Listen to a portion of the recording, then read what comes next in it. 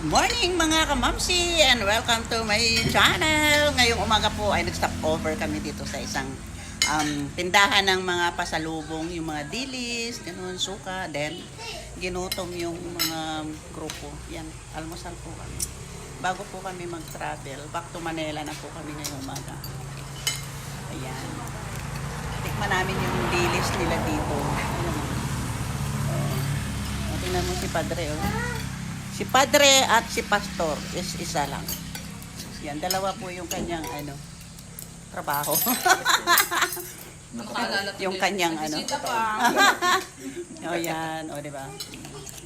May tagadasal na ako palagi. O diba?